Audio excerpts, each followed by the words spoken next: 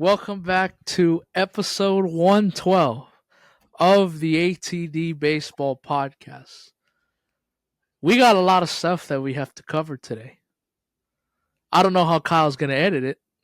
Uh, yeah, with a lot of things happening in social media land Oh over the yeah, last couple of days. I don't know how Kyle's going to edit this podcast, but like always, we'll figure it out. But um, we got a lot of stuff that we want to cover today. Same cast of characters as always, myself and Kyle. And before we get into it, Kyle, how are you doing? I know you were battling there for a couple of days there, but it seems like you're doing okay. yeah, man. I still have a little bit of a cough, so if you guys hear that, I apologize. But no, I'm doing much better. uh, yeah, last week I was, found myself at 105 fever. I Damn. couldn't shake the damn thing, man. Seriously, I was waking up with sweats, everything else. It was nuts, man. Truly, I probably went through 2 bottles of Dayquil in the last 2 weeks. It's been it's been nuts, man. But no, I'm on the tail end of it. So I'm definitely feeling a whole lot better. But yeah, other than that, man, I'm doing pretty well. I would ask you how you're doing, but I feel like you're just doing fantastic. Your Dodgers continue to give you reasons to feel that way. But no, man, it's you kind of mentioned it. This whole this whole United States ban on certain apps, everything else, like it's affected around the diamond. Obviously CapCut was our go-to for editing Yes. videos and short films, short clips, the podcast, everything, man. So obviously some more diversity thrown our way, but no, we'll be fine, man. We'll figure it out. But yeah, other than that, man, how are you doing? I'm doing well. Um, I had no idea CapCut was under the same tree as TikTok. Me neither. Learned that on the spot late Saturday evening, but I'm doing well. Like you mentioned it, the Dodgers are giving me more reasons to smile and giving me more reasons to look forward to 2025. Not that I was not looking forward to it already with the team that they currently had, but and with the outcome of last season, but they're continuing to pile it on here, and I'm all for it. Uh, yeah, I'm all for it here, but we'll jump into that a little bit later. Uh, Topics that we're going to discuss today because there was a lot of stuff that happened this week. From the time that we got off on Monday until today, there's been a lot of stuff. Some sad news, Bob Uecker passing away. Of course, Cubs uniforms, we're going to discuss that. Dodgers, Sasaki, and Tanner Scott. And then lastly, the news that broke today, Toronto finally gets over the finish line. And they get a free agent, a big free agent in Santander. But uh, we'll start right off here at the top. Um, First thing I saw in the morning when I woke up, Bob Uecker passing away. That sucks. Um, as a guy that was thankfully able to grow up with a legend like Vin Scully, I know how Milwaukee fans were probably feeling Thursday morning, late Thursday morning when they heard about Bob Uecker. Um, that's that's never gonna happen again. Like the things that Bob Uecker was basically like the 10th man on the team. He had his own locker in the clubhouse. And a lot of guys uh, would want to talk to Bob Uecker. And, again, he was almost like the 10th player on the team. And in this whole new world of media and stuff, like the players are never going to be buddy friends with anybody in the media like that. But um, what a life. What we all the movies and everything, the spots with Johnny Carson on the Tonight Show. I saw a lot of those clips on social media. Those were funny. Um, I think the thing that I learned about Bob Uecker, he and I knew this, but I really didn't notice until I saw these clips. He's funny. Oh He's yeah. funny. He can play off as a comedian if he really wanted to. Um, he always said though that even with all the shows and everything that he did, he still just wanted to talk baseball and do the Brewer games. Um, we have the stat here. and Kyle's probably going to put this in a graphic tomorrow. He called approximately 3.5% of all major league games in history. God, That's crazy. insane. Another lifer right there. Um, and I did hear um because I remember listening to a Brewers podcast immediately after the Pete Alonso heroics last October in the wild card round. I wanted to hear both perspectives, and I did hear um that Bob Uecker did have a long conversation with Christian Yelich after that game. So maybe the Brewers knew something was up with Euchre, and maybe Bob Euchre knew that, hey, I'm probably not coming back here. But um, the only thing that sucks is that the Brewers never got that championship for him. Yeah, And towards the end of his life, that's all Brewer fans cared about. Obviously, you want the team to be good and win a championship, but they wanted for Bob Euchre because he had been there for so long and he had been, you know, literally like mascot is not the right term, but like literally the spokesperson, the face of Brewers baseball. And he never played a single game for them. Think about that. He didn't play a single game for them. Um, Always wanted to be involved with the team. I don't know if you knew this, Kyle, but I heard stories that in the maybe the '60s and even the early '80s, he was on the field throwing batting practice sometimes before really. games. Yeah, I did not know that. he he did play in the majors. He always joked that he was a 200 hitter, even though technically he finished with like a batting like 195 or something like that. Roundup. Um, yeah, exactly, roundup. But uh, it was a sad day for not just the Brewers but for baseball. And again, he was one of those guys that had seen everything, had been through everything, and it sucks because, like I said, having lived through the final years of Vin Scully in his professional broadcasting life and his personal life, like I know what it's like to lose a legend like that, and it sucks. But you know, I feel sorry for the next guy that has to replace him full time. I really do. He's got some big shoes to fill. But um, funny guy, rest in peace, Bob Uecker. That's what I have. Yeah, I mean, you hit it right on the head. Bob Uecker's one of those guys where you know you hear his voice and you know exactly who's talking. Yep. You never needed a face. Bob Uecker's legendary is just not the right word. He's more than that. He's a baseball lifer. He's an immortal of the game. He's one of those guys that you're never gonna forget. Um, and I'm sure you can attest to this too, Mello. Over the years of turning from, you know, we're always going to be fans of the game, but starting to work in the game and starting to become more media side of things and stuff like that. Like we learn to appreciate these guys on a whole new level.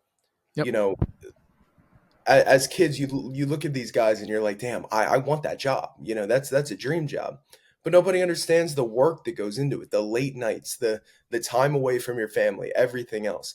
And this man did it for years, dude, years. And you find a new appreciation for those type of guys.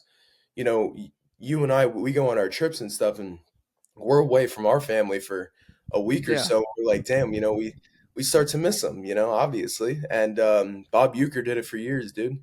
And that's just something that you can really appreciate about him and all of these guys too. And he's one of those guys who I hope that we can walk around Cooperstown one day and see him in there. It just he embodies everything about baseball, and it seems like we're doing this on a weekly basis, man. Yeah. It really does. Like we're losing these guys left and right, legends of the game that we grew up absolutely adoring and loving, and looking up to as role models. And I mean, God, dude, the other day my wife and I sat down, we watched Major League, and I saw him yet again, and that was like 2 or 3 days before the news dropped that he passed. It's very upsetting, and obviously it's it's the same song and dance that we've been going through. He's an absolute legend of the game, and obviously he's going to be very missed. He's always going to be remembered as a funny dude. A guy who absolutely loved baseball, and that's something we can get behind for sure. So obviously we'll miss him. Condolences to his family, and condolences to all of Brewers baseball, man. It's not going Yeah. to be the same in that booth anymore. No way. And he's just one of those guys that we got to remember and move on in baseball, just like I'm sure he would want us to. So rest in peace to Bob Uecker. Yeah. Nicely said.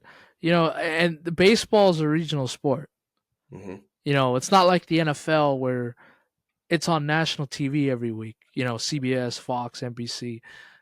Baseball, it, you have to remember, baseball is 162 games. Yeah. If you want to include spring training, it's another 25 games. It's almost 190 games from the middle of February until, hopefully your team is playing until October.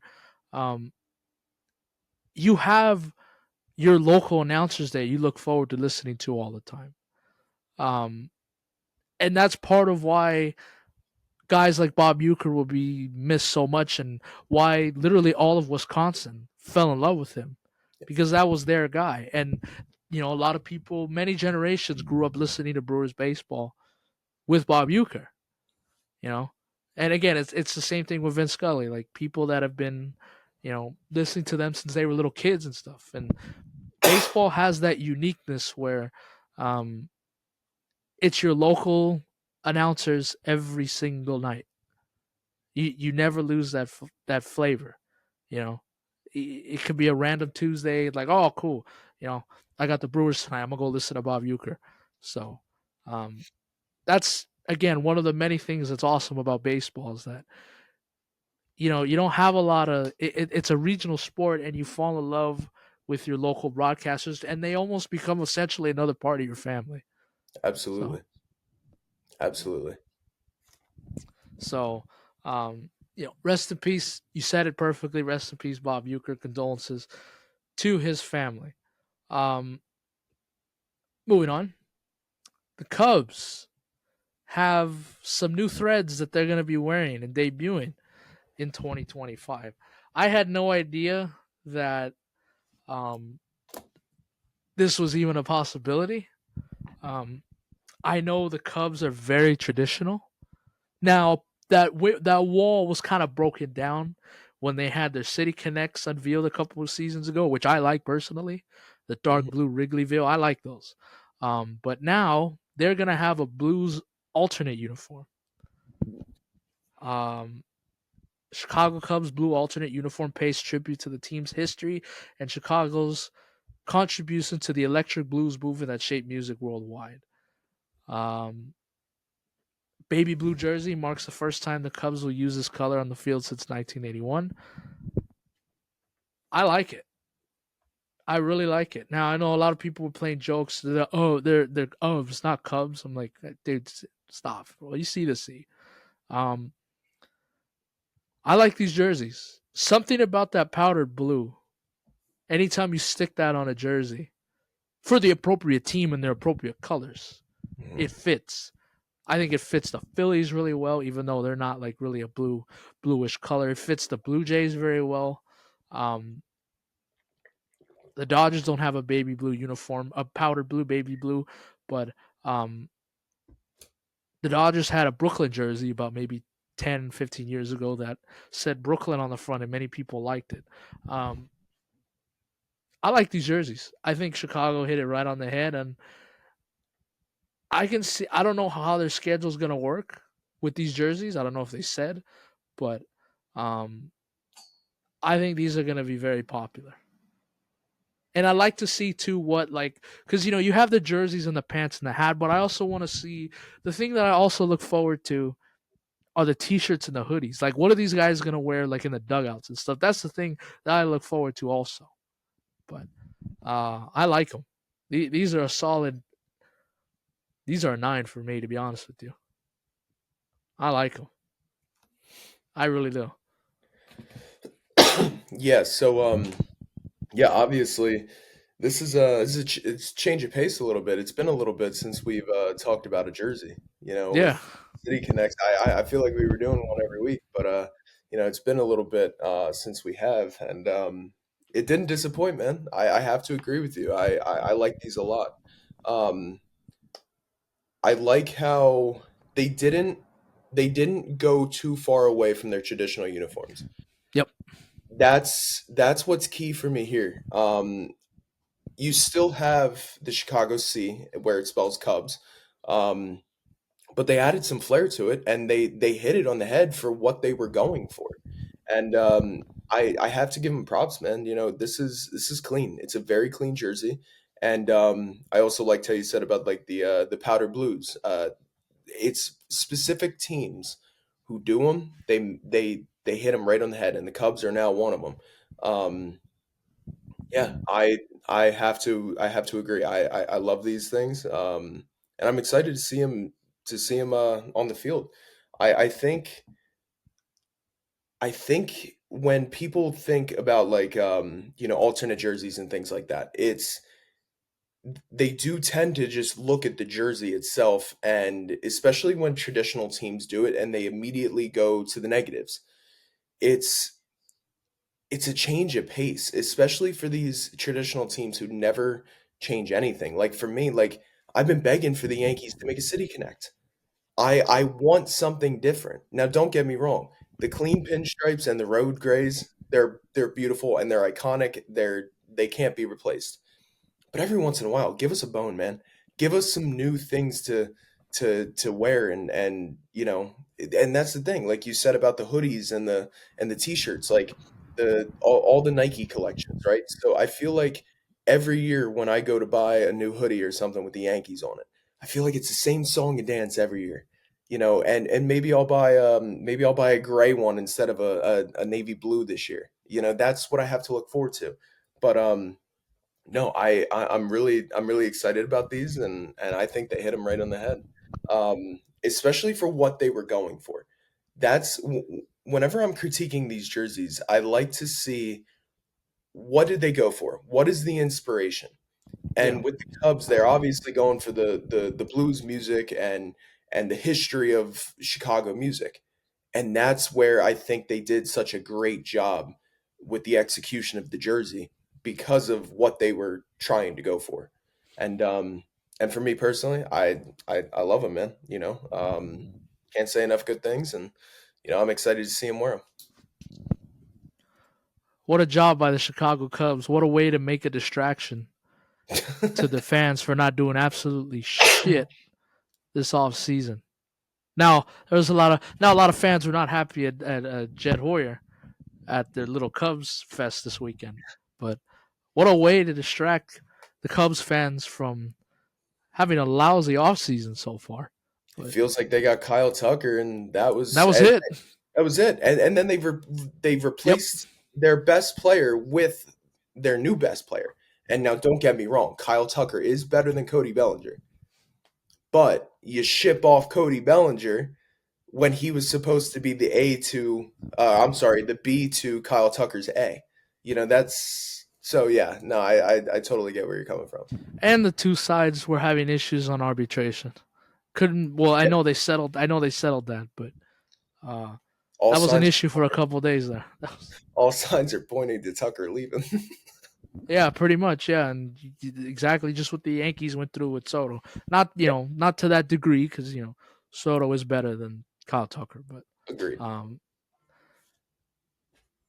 yeah, I like these jerseys, and let's not forget that big ass Motorola logo that they stick on the jersey, so you can never forget what their sponsor is.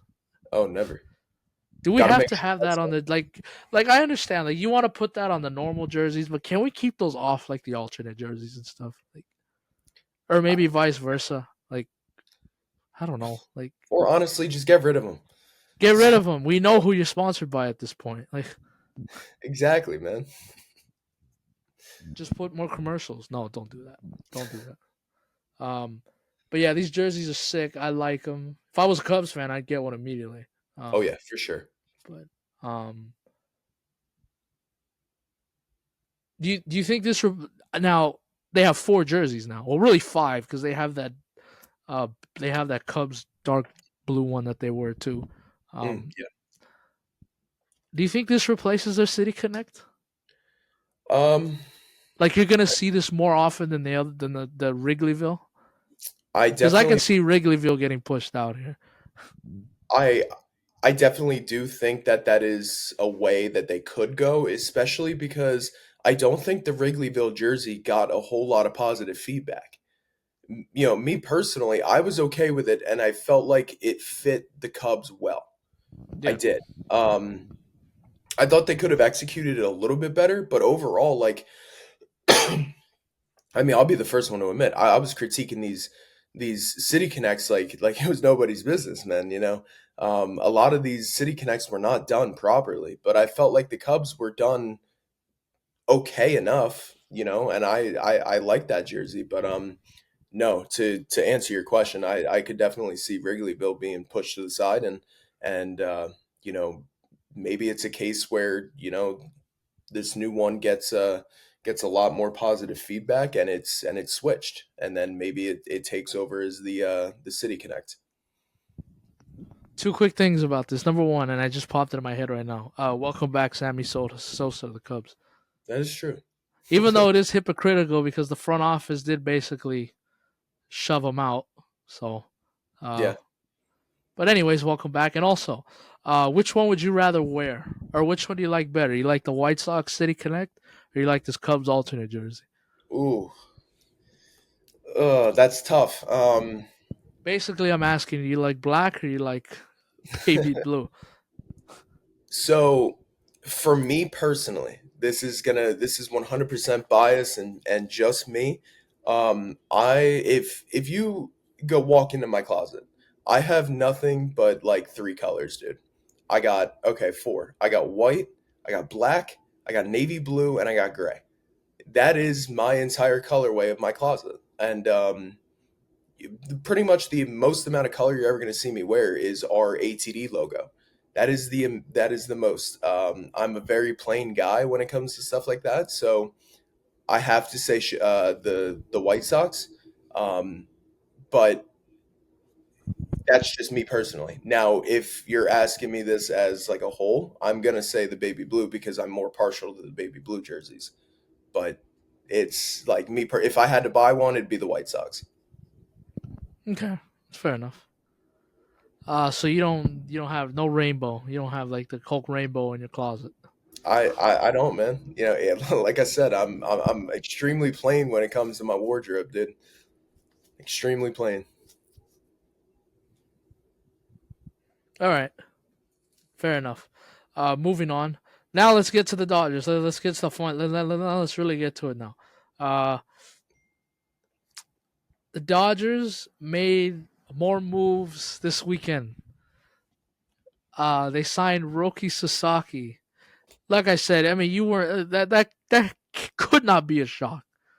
Like that Mm-mm. couldn't have been a shock. Like, and then I got the news Friday morning that the Padres were out.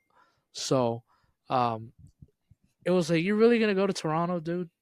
Like, really? Like, you're coming here, dude. And then sure enough, he did. And then they signed Tanner Scott, 4 years, $72 million. And the real gut punch for both of these, if you're a Padres fan, because you know I love bashing the Padres on this podcast.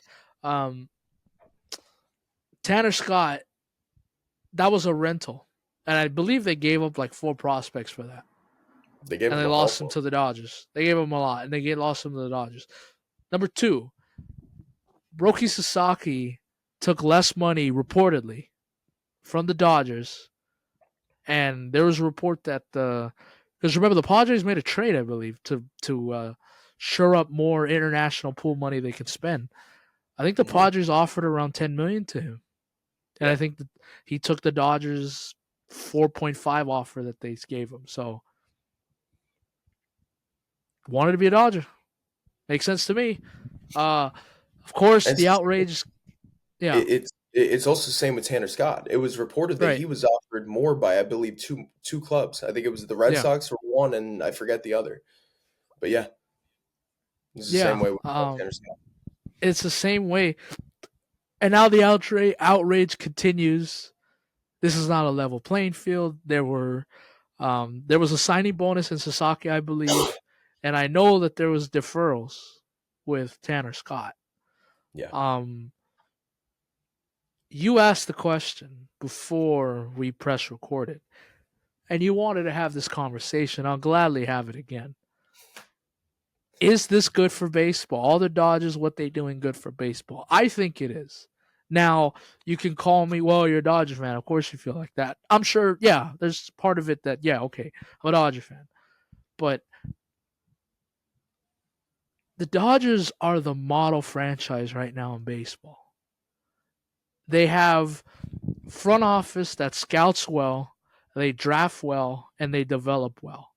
You have ownership, the Guggenheim Group, that is willing to spend whatever money is necessary to um to compete and to win. And then they have a good product on the field. And going back to the development, their farm system is still they have still a top 5 farm system or top 10 farm system in baseball. Realistically, that farm system is used for trades. Let's be honest here. Like a lot of those guys that are in the wings right now, they're not getting called up anytime soon. Just No, because the major league roster is so damn good. How could you not want that if you're a baseball fan? You know, like and again with the deferrals, like a lot of teams do deferrals. I had to hear all weekend about San Diego bitching and moaning about Roki Sasaki not wanting to go to their baseball team and Tanner Scott. May I remind you, you are paying Eric Hosmer $13 million this year to sit on his ass and record his podcast this year. Maybe think about that before you start handing out these stupid contracts. May I Bogart. remind you, you're paying Xander Bogaerts until he's 41 years old. And that is now one of the most untradeable contracts in the sport right now. You gave Jake Cronenworth a 4-year extension. You know, are we the team that is really bad for baseball, or is it these other teams that just make bonehead decisions? And I have to remind everybody again, we have to share the revenue. All the money that these teams get, we have to share it with the other 29 clubs. And a lot of these teams, like the Rockies, not the A's, you can't use the A's because they're spending. A lot of these teams just put it in their pocket, never use it. Never use it. So, if anything, I'm the one that should be bitching and complaining. Teams like the Yankees, the Dodgers, and the Mets, we're sharing this revenue with you guys, but then you're not spending it. You're just pocketing it in your, and using it for other things non-baseball related. So the Dodgers are good for baseball. Would you like more parity and these guys to go other places? Sure. But, you know, this is this is a destination that everybody wants to be. It is. A lot of guys took less to stay here. Teoscar Hernandez was one of them. Now, probably didn't think he was going to get that much other places, but a lot of these guys took less money to stay here because they want to win. They want to win, and for everybody saying, "Oh, they're selling out for a ring," wouldn't you too? Like, isn't the goal to win here? Like for not every player, they're not to just pocket money and just continue to play. Some of these guys want to win. It's just fact. And LA, the Dodgers gives you the best opportunity to do that right now. Like everybody wants a piece of it, man. So it's good for baseball to me, but I don't see like there's nothing illegal that the Dodgers are doing here. Like deferrals are in the CBA. Like, not um they did nothing wrong with Sasaki. Like they're doing everything the right way. I know we have to pay, a shit ton of people in 20 years, but you, part of the deferrals, you have to have that money set aside for these players for when they retire. You know, but the Dodgers are there, man, and the Dodgers are a cash cow. Like, with Otani, look at all the sponsorships that he brought in. Like the Dodgers have the money to spend. That's the way I see it. Your rebuttal. Yeah, yeah. I mean, so for me, the biggest thing is, so I posted on my story the other day. I said it is getting a little out of hand. It seems like everybody is going to the Dodgers or they want to go to the Dodgers. Now, does that mean do I think the Dodgers are bad for baseball? No, but I've thought about this the last couple of days because I knew it was going to come out in the podcast. The biggest thing for me, and you kind of hit it, is the big market teams are spending and the smaller market teams are not spending. And I seem to see these comments all over the place is, well, these smaller market teams, they can't compete because they don't make enough revenue. Legitimately don't have the money that the Dodgers, Yankees, and Mets do. And I get that. I'm not saying that the Rockies are bringing in the revenue that the big market teams are, but they're also in the revenue pool at the end of the year. That was in the CBA the last time when we went through the lockout a few years ago. Now, is it a lot? I'd have to go back and look. I don't know how much the Rockies and these smaller market teams are getting from the big market teams when it's all said and done. But one of the things that I would propose to see is a salary floor. Instead of a cap, there needs to be a floor. You can't have these teams who are being part of the revenue sharing pocketing this money and not putting it back into the team. That it's going to continue to be the same exact way that it is now. And now I think this should be addressed in the next CBA. Is maybe the salary floor goes in, and then the bigger market teams have to give more into the revenue. So obviously, the Dodgers and the Yankees and the Mets are making the most money out of about every single team. Then you take that money and you give more to the smaller market teams and you make them pay.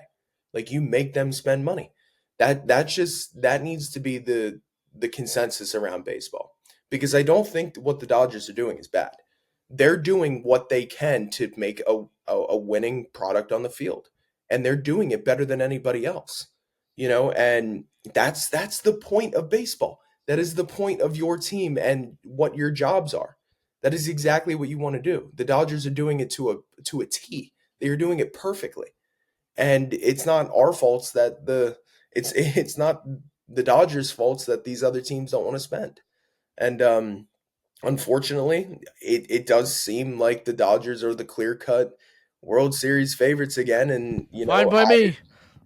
that's the way it's looking, man. It is. But yet again, it's like you also can't blame the Dodgers that Roki Sasaki wants to take $5.5 million less to sign with the Dodgers than he does the Padres. And you said that perfect too. Like with the whole thing of giving out terrible contracts. Like some of these contracts are not going to age well, and we knew that from the very beginning. Who the hell is giving Xander Bogarts that kind of money? And then you want to turn around and offer Aaron Judge 400 million. You wanted to offer Trey Turner 400 million. These contracts are not sustainable to have on payroll if you're not bringing in the money. But at the same time, these smaller market teams do need to start spending more. Um, so maybe that's addressed in the next CBA. I really don't know. But yeah, the deferrals, and that's a whole nother thing. Like the deferrals are there, but also too, it's like you you had mentioned it. You have to put that money away. So cut you cut Otani's contract. He's making 2 million, right? That's how much the Dodgers are giving him.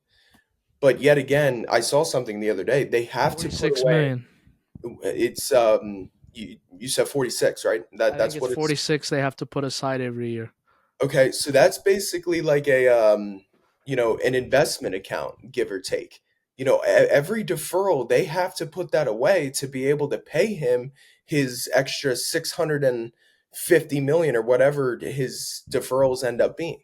You have to put that away. It's not like they can just pocket that 46 million and spend it on um Tanner Scott. That's not what they're doing here. So, yeah, the Dodgers are going to have to pay that money, and it's probably going to, in the long run, these deferrals are going to bite them in the ass. that nobody, is saying no. Like that's exactly how it's going to be for these things. The Mets are still paying Bobby Bonilla. It's all part of it. But you do those things so you can put the best winning product on the field now. And that's exactly what the Dodgers have been doing. So, no, the Dodgers are not bad for baseball. What is bad for baseball is the fact that nobody else is trying to spend that kind of money when they have the money. You have billionaire owners who are owning these baseball teams who are pocketing most of the money. For example, the Yankees last year made over, I believe it was over $100 million in revenue. These are the type of things that you need to put back into the team. And that's what the Yankees did this offseason. They ended up trading for four guys or I'm sorry, trading for two, and they're going to be paying these guys. It's not like they just left go of Soto and not using that money elsewhere. Um, that's what you got to do. And it just seems like not enough teams want to do that. And it just seems like there's a lot of greedy owners out there. And that's what it comes down to. And when we look at these younger guys, Paul Skeens, we'll use him for an example. Paul Skeens is probably going to be the best pitcher in baseball within the next, God, half of a baseball season. If we come up to All-Star break and we're going to say Paul Skeens is the best pitcher in baseball. And do you think the Pirates are going to re-sign him to a long-term deal? Or are they just going to end up lowballing him and hoping he takes the offer? Because I can guarantee you that's what's going to happen. But Paul Skeens isn't going to accept it. He's going to end up on a big market team because he's going to get paid by a big market team. It's not that the Pirates can't do that. It's the fact that they don't want to. That's the problem in baseball. It's not the Dodgers because there's no rule that says they can't do these things. The problem is these lower ended teams don't want to spend, and they're in the revenue sharing. They are getting the money. And if we have to put a salary floor in, and then the bigger market teams have to put more into the revenue sharing, so be it. But that's what we need to do. We need to get everybody back on a level playing field. But to be able to do that, everybody needs to spend. That's what it comes down to. Right. And, it's crazy how the narrative has changed with the Dodgers. Go back 2, 3, 4 months ago. It was you spend $1 billion, you're going to choke anyways. Now it's all, well, you ruin baseball, can't be doing this stuff. It's amazing how much it's changed. And it's going to continue in 2025. If they win again, people are going to say, "Oh, well, look at all that money you spend. It's not legit. It's you spend how much money to win, but To lose. then if they lose, it's like you spent all that money, you choked again. So it's like it's a lose lose situation. But um, it listen in terms of the team, like we haven't had a repeat champion since the Yankees in the early 21st century. Like you know, the term "run it back" gets used so loosely. Now, part of it is because when these players or coaches are saying it, they're usually intoxicated. So, they're saying it at the parade when they're completely blacked out of their minds. So, a part of me gives them a pass, but the Dodgers took "run it back" to heart, and they mean it. They did Yeah. some. They're essentially coming back with the same lineup that they won with in 2024. The pitching got so much better in terms of the rotation and the bullpen.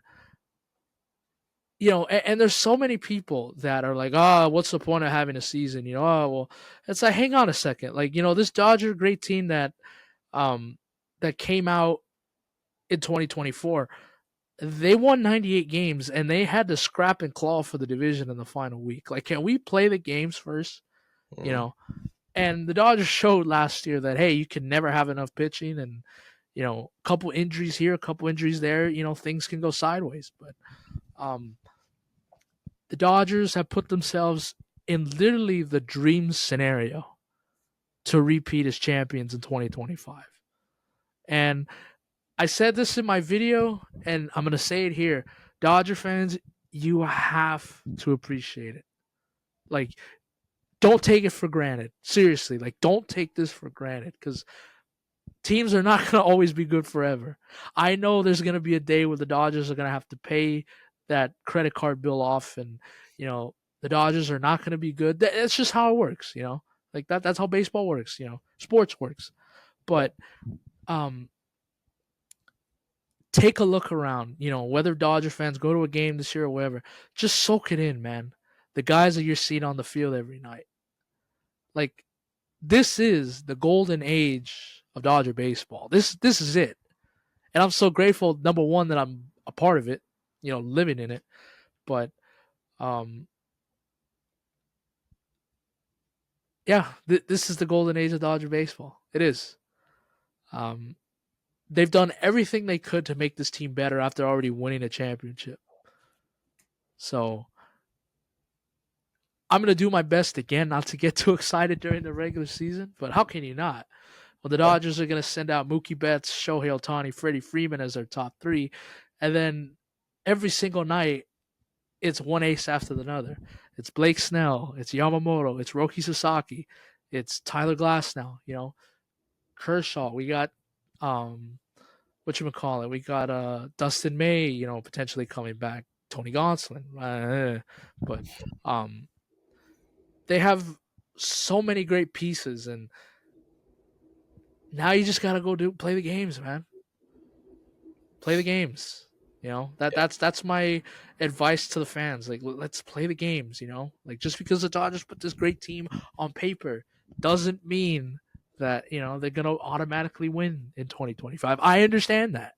You know, there's a real possibility that the Dodgers don't win in 2025 for multiple different reasons. But Yeah. um, listen, man, I'm very happy as a Dodger fan. I really am. You know, No, I like mean it's obvious, understandably so, and and you kind of mentioned it there. It's not a guarantee that the Dodgers are going to win the World Series. You know, you set yourself up for these dream type scenarios that the Dodgers are in, but you go back to the Mariners. They won 116 games and got bounced in the first round. These are the type of things that you never know what's going to happen throughout a 162 game season. The Dodgers seen injuries left and right all last year, and like you said, they were scratching and clawing for the division in the last week of baseball. And you know, I'm gonna put it out there just because I'm the Yankee fan, whatever. And if the Yankees wouldn't have shot themselves in the foot so much in the World Series last year, sending out Cortez instead of Tim Hill in Game One, and then ending up putting the pieces in the right direction, Boone making the right bullpen choices, I think the Yankees could have gave the Dodgers a run for their money. I'm not saying the Yankees would have came in here and swept LA, whatever. No, but they could have made it a series. And I felt like the Yankees had a decent chance against the Dodgers. I did.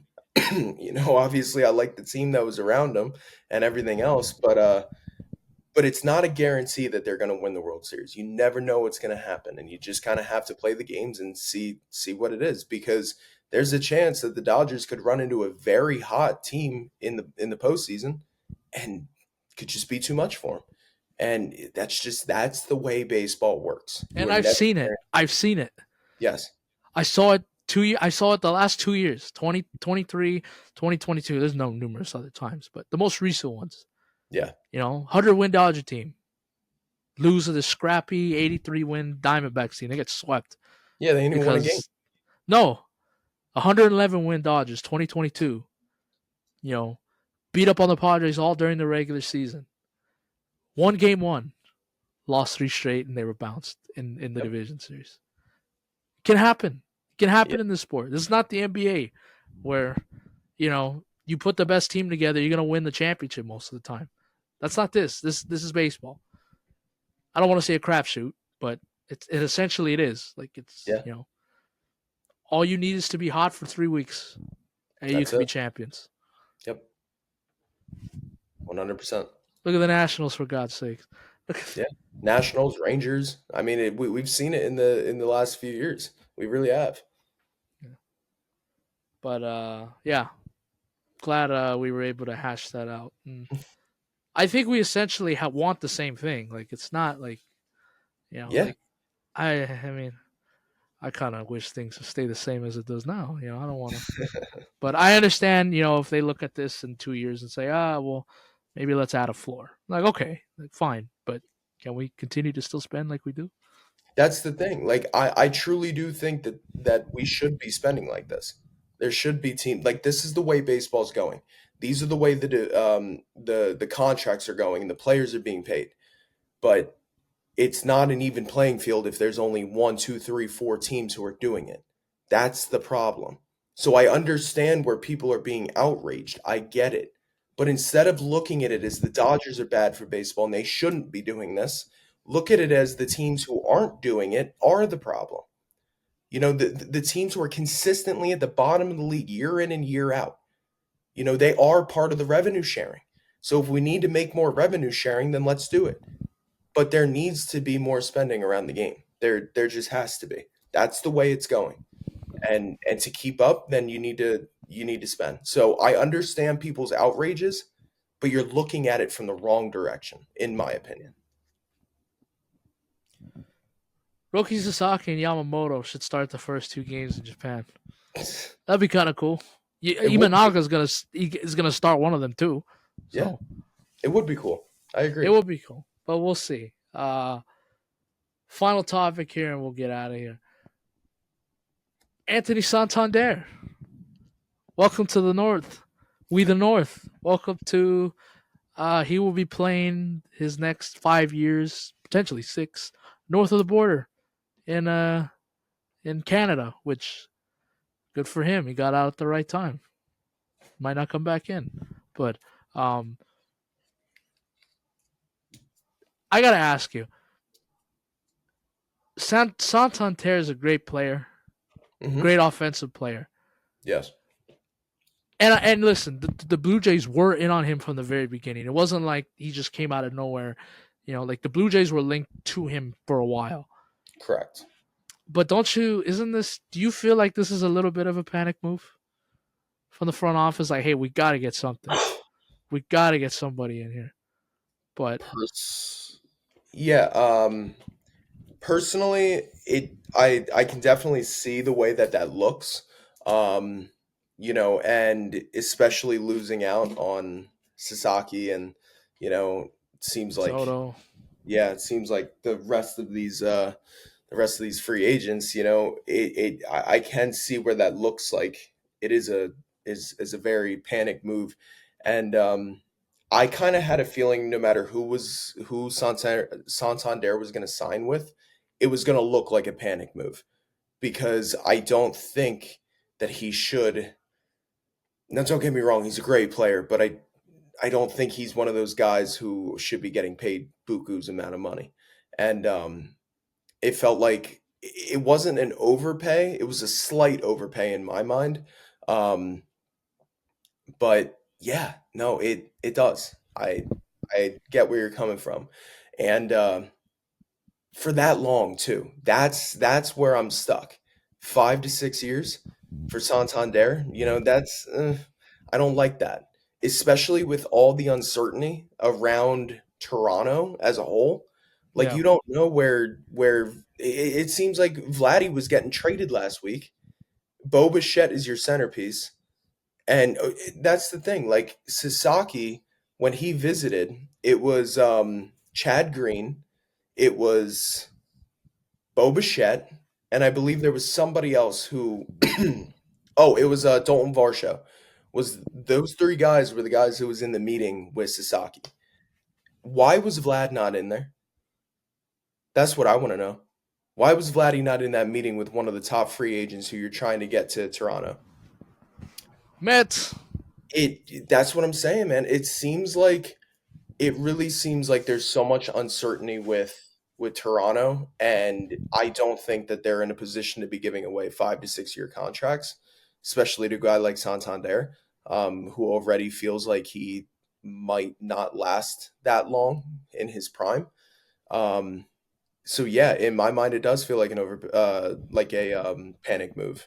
It feels like Toronto's been on that panic bus for God, couple years now since things really haven't been working out, and it's just you don't know who's going to be there, and it definitely feels that way for sure.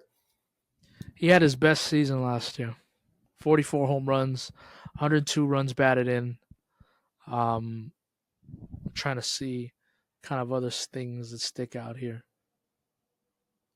Played He's always 155 games. Yeah, he's always in there. But again, it's like, can you count on 40 home runs, especially in a place like Toronto too, hmm every season? it's tough, and I think he complements that lineup very well. He does. But like I said, like he he was on Baltimore last year. And Baltimore is a very good young squad. He was hitting in between, I believe, Henderson and it might I don't think it was Rutschman, but he was hitting in between some very decent young players, and he was getting a lot of pitches to hit. And I don't know how much of that he's going to get in Toronto. And like you said, he's playing in a ballpark that's not necessarily hitter friendly. Um, so yeah, I mean, it's gonna be tough to see how this works out. I think it's gonna be good for like the first year or two of that contract. I still think he can put up those numbers, but I don't think this contract's gonna age well, and especially with the way Toronto's going.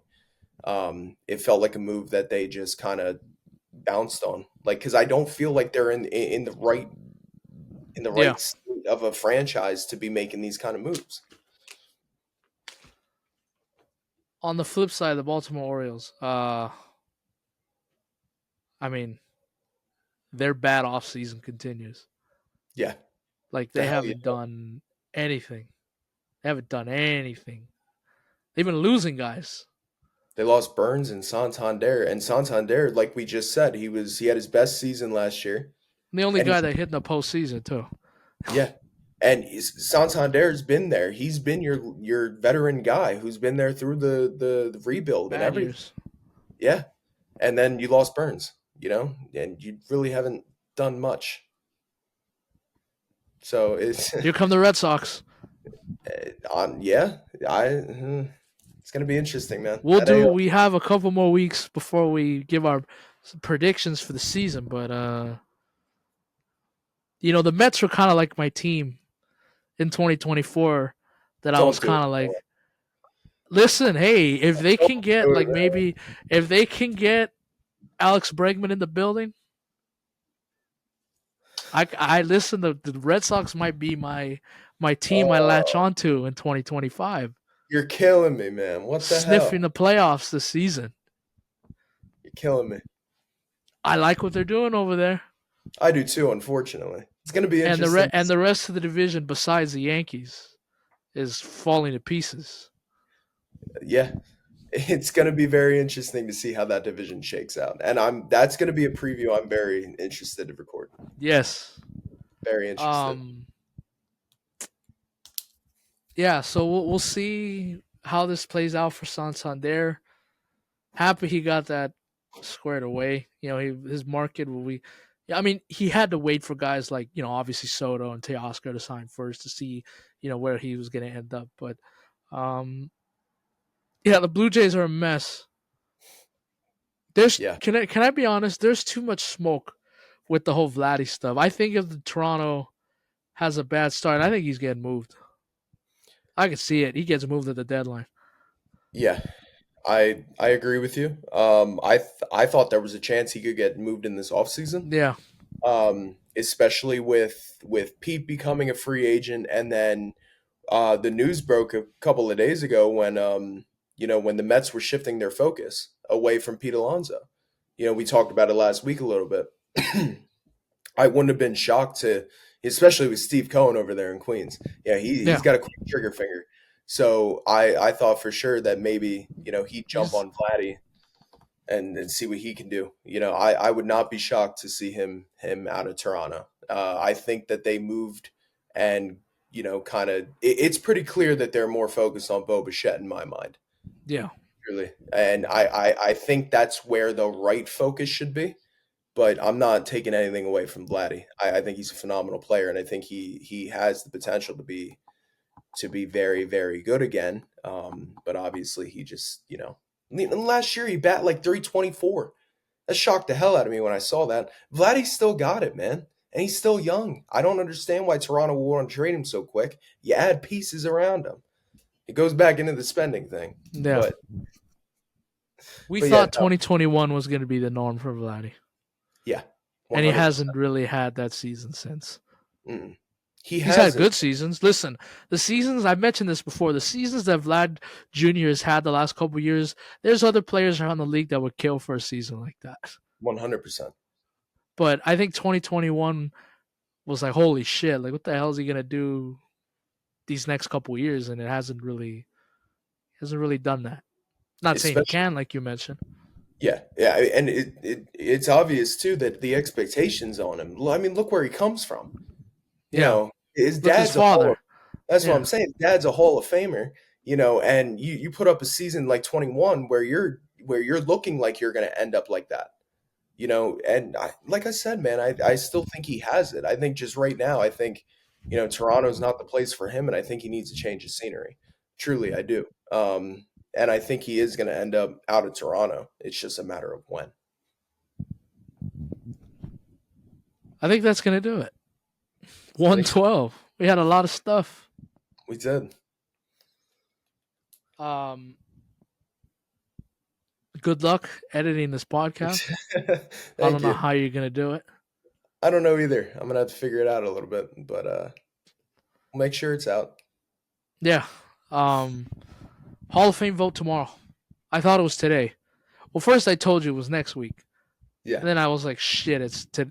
Then I told you it was today, but then it's tomorrow. Okay. So, Good to know. um, we'll have that next week, and hopefully some other stuff. Maybe we can get Alex Bregman in a Red Sox jersey by next week. No, let's not do that. We'll see. I mean, there's still a few guys on that board that needs to go, man. Pete Alonso, I'm very make a interested to see how decision. that. Yeah, very interested to see how that shakes out. All right, well, we'll see you again in a week. Yep. Adios.